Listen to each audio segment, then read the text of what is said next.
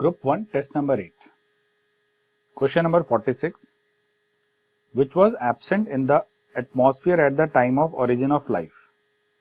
उस time oxygen available नहीं थी, एटमॉस्फेयर ऑक्सीडाइजिंग नहीं था, इट वाज रिड्यूसिंग। अगर ऑक्सीडाइजिंग होता तो हमने इस बात को क्लास में भी डिस्कस किया था, जो भी ऑर्गेनिक मॉलिक्यूल बनते वो इमीडिएट ऑक्सीडाइज हो जाते और वो डैमेज हो जाते। आज ओपन सी में ओपेरन हेल्डेन जैसा हाइपोथेटिकल ओरिजिन ऑफ लाइफ क्यों नहीं चल रहा?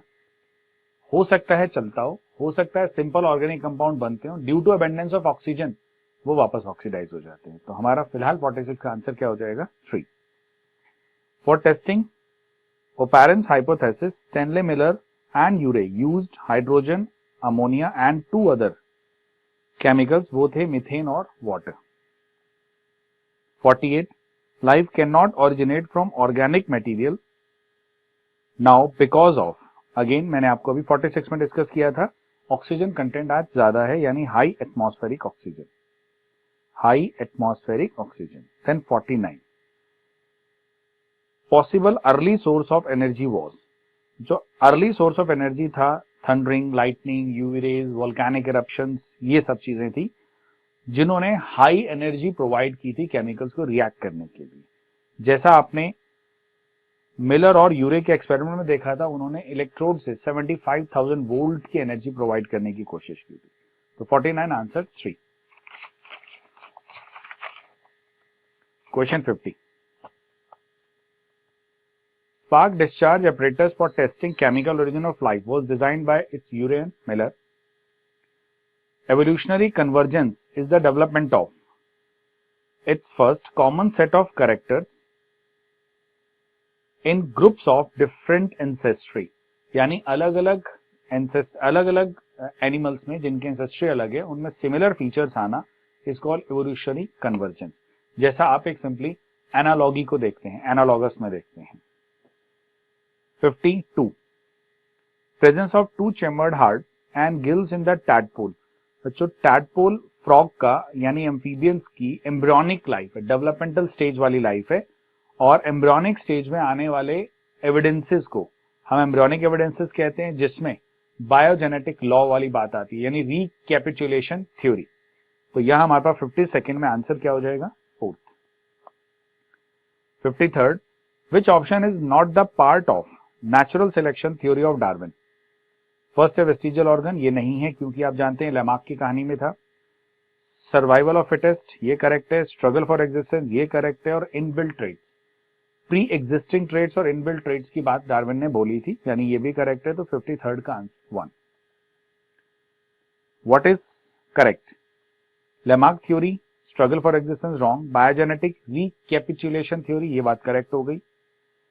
Lamarck's theory, theory of quantity of germ plant wrong, Darwin use and disuse, ये भी मैच नहीं करता है, तो यहां मैचिंग हो गया 2nd।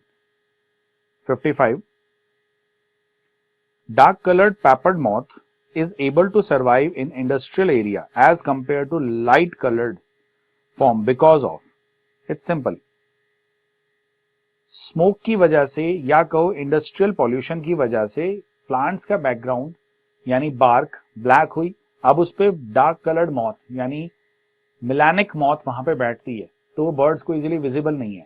सो नेचर अब उसके फेवर में है उसको बचाने के लिए। So it's what natural selection in smoky environment. 56 which one of the following is incorrect about genetic drift? Genetic drift हमेशा बच्चों स्मॉल पॉपुलेशन में चलता है, तो आप नोटिस करो 2nd स्टेटमेंट आपको उसको इनकरेक्ट साबित कर रही है। जेनेटिक ड्रिफ्ट में रैंडम चेंजेस हैं, ड्रिफ्ट में नई स्पीशीज इवॉल्व हो सकती है, और जब जेनेटिक ड्रिफ्ट होता है तो पॉपुलेशन साइज रिड्यूस होता है, उसे कहते हैं बॉटलनेक। वहां के सर्वाइवर या उस ड्रिफ्ट के टाइम पे कहीं कोई माइग्रेट हुआ है और वो वहां जाके फ्लरिश होता है, तो वो फाउंडर इफेक्ट चलाता है। तो इसका मतलब जेनेटिक ड्रिफ्ट में bottleneck, founder effect, random changes, small population changes सब एप्लीकेबल हैं, लार्ज पॉपुलेशन एप्लीकेबल वर्ड नहीं आता है। तो 56 का आंसर हो गया 2nd। Which of the following also known as Sewall Wright effect? Genetic drift का दूसरा नाम है सीवल राइट इफेक्ट, यानी answer 3rd। 58 which one of the following statement is correct? There is no evidence of appearance of gill slits or buds during embryogenesis of mammals. This is wrong. Actual में gill birds के sign early embryogenesis of mammals में show होते हैं. Stem cells are specialised cells. No, stem cells undifferentiated reserve cells होती हैं, they are not specialised cells. Specialised word अक्सर जब ऐसे में यूज किया जाता है तो वो डिफरेंशिएटेड सेल के लिए यूज हो रहा है. Ontogeny repeats phylogeny, that's correct. Ontogeny कहते हैं डेवलपमेंटल स्टेजेस को, एम्ब्रियोनिक डेवलपमेंटल स्टेजेस ऑन्टोजेनी में, यानी एम्ब्रियोनिक स्टेज में एंसेस्टर के कैरेक्टर्स का शो होना is called ontogeny repeat phylogeny. All plant and animal cells are totipotent, it's wrong. तो 58 में करेक्ट स्टेटमेंट हो गई third. Mark the correct match. 500 million year ago invertebrates were formed, that's correct. 350 million year ago के आगे seaweed लिखा है, wrong. 350 में jawless fish हैं और 320 में सीवीड्स हैं. तो इसलिए यहाँ करेक्ट ऑप्शन हमारे लिए क्या हो गया, first. 60th. Mark the correct statement. The most successful story in the evolution of man with language, skills and self consciousness, ये करेक्ट है. Cranial capacity of Homo habilis is 650 to 800 cc, that's correct. Agriculture came around 20,000 years back, wrong. It's around 10,000 years back. Prehistoric cave paintings are 18,000 years ago, that's correct. So A, B and D are correct. Answer is 4. Calculate frequency of recessive alleles if number of homozygous dominant plants are 490 out of 1000. Now see, 490 out of 1000 mention है dominant का, तो it's P square. अगर हम इसको 100 में से लें तो इट वुड बी 49. 10 में से लें इट वुड बी 4.9. हम इसको 1 में से लें इट वुड बी 0.49. तो आप हमेशा इसको कोशिश करो 1 के लेवल पे लेके आओ. पी स्क्वायर इज 0.49, तो P is 0.7. If P is 0.7, P plus Q 1 होता है, तो Q would be 0.3. सिंपल है बच्चों, P 0.7 है तो Q कितना बचा, 0.3. अब आपसे क्वेश्चन में पूछा गया है फ्रीक्वेंसी ऑफ रिसेसिव एलील, ये आ गया फ्रीक्वेंसी. अगर नंबर पूछा जाता तो आप इसको Q स्क्वायर करके निकाल लेते, राइट. तो फिलहाल आपसे पूछा गया है उसकी फ्रीक्वेंसी. जब भी आपको स्क्वायर वैल्यू मिले तो मानना उसका नंबर है, एक जस्ट रफ आइडिया ऐसे रखना. जब स्क्वायर वैल्यू नहीं हो तो वो उसकी फ्रीक्वेंसी है. तो यहाँ डोमिनेंट की फ्रीक्वेंसी कितनी है, 0.7. रिसेसिव की कितनी हो गई, 0.3. तो आंसर हमारा हो गया सेकंड. 62. ये वो क्वेश्चन है जो आपको एनसीईआरटी की एक टेबल से क्रैम करना है, जहां पे उन्होंने मार्सुपियल्स वर्सेस यूथेरियंस के टेबल में कंपैरिजन दिया हुआ है. So if bobcat is to Tasmanian tiger cat, then lemur is to its spotted cuscus. 63. Mark the incorrect statement. Evolution is not a direct process in sense of determinism. Mammals have evolved from therapsids. Tendril of cucurbit and tendril of pisum are homologous. This is wrong. Tendril of cucurbit and tendril of pisum, they should be analogous. क्योंकि cucurbit का tendril stem की modified form है और पाइजम में वो leaf की modified form है, leaflet जो होता है. Whale and fish are example of convergent evolution, ये सही है. तो यहाँ पे फर्स्ट, सेकंड और फोर्थ करेक्ट स्टेटमेंट करेक्ट है और थर्ड रॉन्ग है. Universe is about 20 billion year old, that's correct.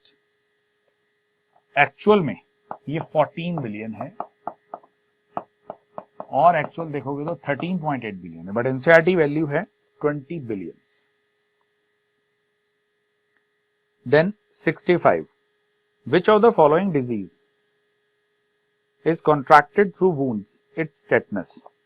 Tetanus का पैथोजन वुंड से और कट एंड से बॉडी में एंटर होता है, इसलिए अक्सर आपको कहते हैं आप कहीं गए, चोट लग गई, सड़क पे गिर गए, तो वो एक हमें टेटनस का इंजेक्शन लगवाने के लिए कहा जाता है, क्योंकि उसका पैथोजन कट एंड से बॉडी में जाने की पॉसिबिलिटी रखता है. 66. DPT vaccine is used for the immunisation of. DPT में 3 चीजें आती हैं, डिप्थीरिया, पर्ट्यूसिस एंड टेटनस। तो यहाँ पे हमें मेंशन मिल रहा है whooping कफ, जिसको पर्ट्यूसिस कहते हैं। DPT, P pertussis, pertussis is whooping cough. तो 66 answer is 4। Mumps is a viral disease cause due to inflammation of. Although mumps में तीनों सलाइवरी ग्लैंड इफेक्ट हो सकती हैं, बट मोस्ट प्राइमरीली इफेक्ट जो होती है वो पैरोटिड ग्लैंड है। तो हमेशा प्रायोरिटी आंसर इसमें क्या बन जाता है? Parotid gland. Surgical removal of thymus gland of a newborn shall result in the failure to produce। Thymus एक प्राइमरी लिम्फॉइड ऑर्गन की कैटेगरी में आता है और वो टी लिम्फोसाइट की मैच्योरेशन में हेल्प करता है।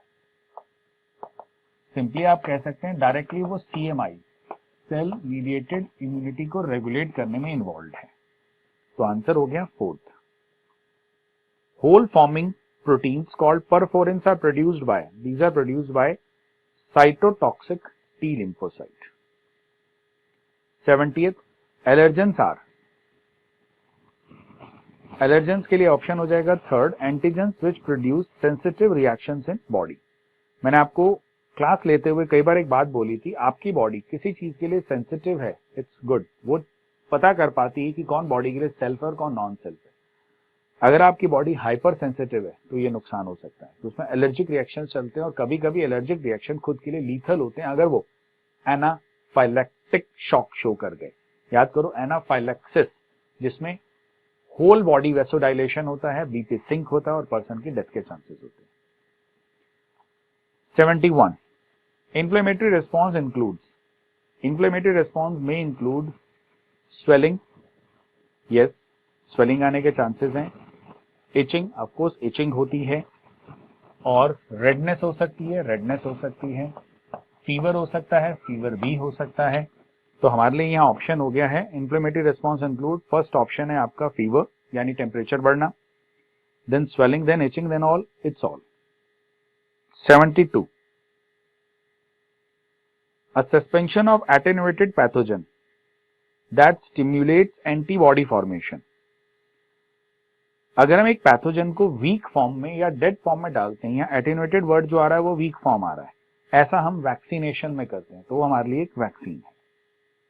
73rd, a person has developed interferons। Okay simple, interferon antiviral है। नाउ फाइंड आउट इसमें वायरल डिजीज कौन सी है? It's measles. तो क्वेश्चन था हमारा, a person has developed interferons in his body, he seems to carry infection of, it's measles। 74, which is not correctly matched। dengue fever, arbovirus, plague, yersinia pestis, sleeping sickness, trypanosoma gambians, syphilis, enterobius, ये wrong match है। Syphilis एक bacterial disorder है और वो एक type की STD है, तो यहाँ पे ये रॉन्ग मैच है।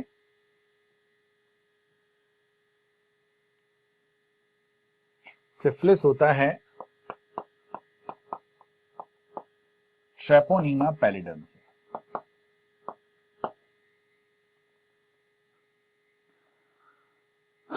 75th, sometimes administration of penicillin may lead to death of the patient due to, it's what? Again अभी मैंने आपसे बात की थी, होल बॉडी एलर्जिक रिस्पॉन्स, जिसको हम एनाफाइलैक्टिक शॉक कहते हैं। तो यहां हो गया number 1। 76, which of the following is correctly matched? National Institute of Virology, it's Pune। NDRI, National Dairy Research Institute, it's not Lucknow, it should be in Karnal। Then Central Drug Research Institute, then Hopkins Institute। जो Hopkin institute है it's in Mumbai, central drug institute it's in Kasauli. तो यहाँ पे जो correct match हमारा है वो 1 हो गया। 77, localized inflammatory response at the site of infection producing redness, swelling, it could be pain and heat, थोड़ा वहां पे टेम्परेचर राइज होगा, is due to, its first option है हिस्टामिन सेरोमिन, सेकेंड है prostaglandin histamine, that's correct. Serotonin 3 option में आ रहा है, वो ईयर वैक्स होता है, उसका यहाँ से कोई कंसर्न नहीं है। तो आंसर हो गया 77 का second. What is correct? Malignant tumor may exhibit metastasis, ये करेक्ट है. Patients who have undergone surgery are given cannabinoids to relieve pain, wrong. यहाँ मॉर्फिन यूज किया जाता है. Benign tumor show metastasis, wrong. Caffeine is acts as sedative, wrong. तो यहाँ पे हमारा वर्ड हो गया, करेक्ट आंसर हो गया 1. 79. Epidermophyton is responsible for its ringworm, ये एक फंगल डिसऑर्डर है जिसको रिंगवर्म्स कहते हैं. 80th, mark the correct statement of for Plasmodium. Parasite reproduces asexually in RBC of human being, that's correct. वहां पे शाइजोगोनी शो करता है. लिवर में भी शाइजोगोनी शो करता है, तो बी भी करेक्ट है. सेक्सुअल फेज ह्यूमन में चलता है, wrong. Sexual phase female anopheles में चलता है. तो यहाँ पे करेक्ट स्टेटमेंट होगी A and B. Malignant tumour, it's metastatic. पीछे भी ये वर्ड आया था, अब फिर आ रहा है. मेटास्टैटिक ट्यूमर का मतलब मान के चलो जो स्प्रेड होता है, मेटास्टैसिस शो करता है. बिनाइन नॉन मेटास्टैटिक होता है, तो अगर स्टेटमेंट में बिनाइन ट्यूमर होता है तो हमारा सेकेंड ऑप्शन सही हो जाता. थर्ड में वैसे बिनाइन मेंशन है. 81st, मैलिग्नेंट ट्यूमर के लिए पूछा गया है जो स्प्रेडिंग शो करता है, तो उसके लिए आंसर हो गया 1. First cellular life appear, it's 2000 MYA. अगर यहाँ पे एसेलुलर लाइफ होता तो 3000 हो जाता. Ringworms are caused by, 3 fungus को हम कंसीडर करते हैं इसमें रिंगवर्म्स के लिए, जो तीनों नाम यहाँ मेंशन है. It's all. 70% of the world livestock population is contributed by India and China. TAF. TAF means tumor angiogenetic factor. यानी वर्ड आ रहा है देखो, एंजियोजेनेटिक फैक्टर, जो ट्यूमर सेल के अंदर एंजियोजेनेसिस कराएंगे.